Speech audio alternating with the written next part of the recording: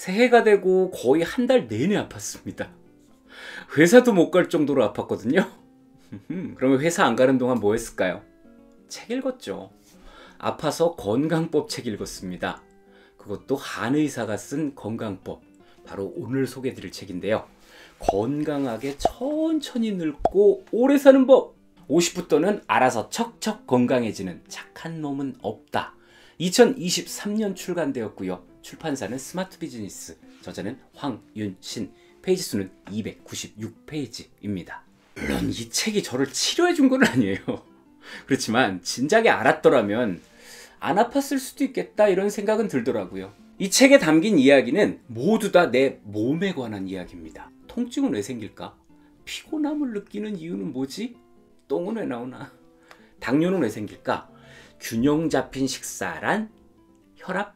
불면증 등등등. 거기에다가 건강하게 호흡하는 방법, 스트레칭하는 방법, 살 빼는 방법까지 내 몸에 대해서 우리가 궁금해할 만한 것들의 이론부터 실천법까지 매우 알차게 담겨 있어요. 서술 방식은 옆에서 이야기를 들려주는 듯한 방식인데요. 각각의 이야기 길이가 짧습니다. 그만큼 다양한 주제를 다루고 있어요. 한의사께서 쓴 책인 만큼 전문적인 설명은 당연히 포함이 되어 있고요. 거기에 동양 최고의 의학 백과사전이라 불리는 허준의 동의보감까지 수시로 등장을 하면서 저자의 설명에 신뢰도를 더하고 있어요. 그렇지만 진짜 중요한 건 이게 아닙니다. 그냥 건강정보서 이걸로만 읽을 책은 아니라는 얘기죠. 정보만 한가득 담겨있을 것 같으면 한의사가 쓴 건강법 책이 이 책 말고도 많죠. 이 책의 저자께서는 자신이 하고 싶은 얘기를 하기 위해서 차곡차곡 서사를 구성한 것이고 그 과정에서 수많은 정보들이 툭툭툭툭 떨어져 나오게 되는 겁니다. 그래서 저는 이 책의 최대 강점을 안아주는 느낌이라고 설명하겠습니다. 그러니까 그 하얀 가운을 입은 한의사 누나가 안아주는 무슨 얘기인지 프롤로그부터 차근차근 살펴볼게요.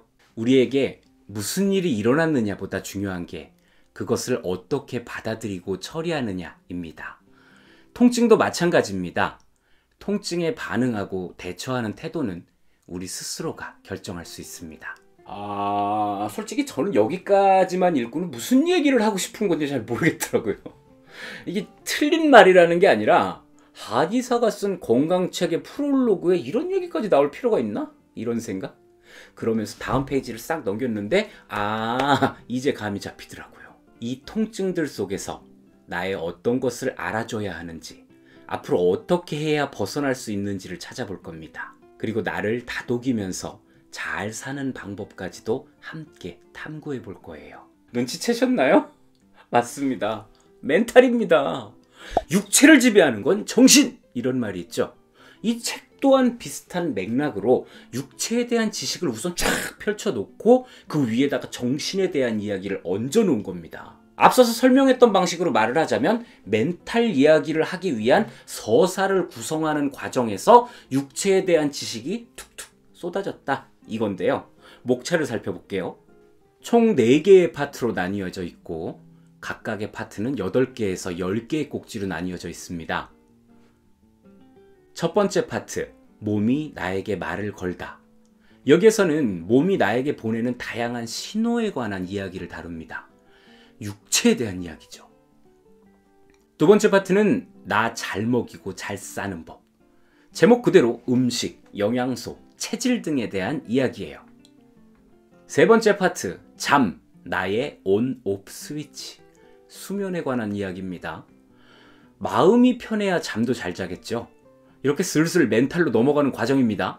그리고 마지막 4번째 파트, 나 탐구 생활. 네, 차근차근 몸을 알아보다가 결국엔 멘탈에 도착했습니다. 이 책이 하고 싶은 얘기는 이겁니다. 모든 건강 문제의 이유, 그리고 그것을 어떻게 다스려야 하는지 4번째 파트에 이르러서 그 근본적인 방법에 도착하게 되는 것이죠. 서사를 구성했다고 했잖아요. 소제목 몇 가지를 등장 순서대로 나열해보죠.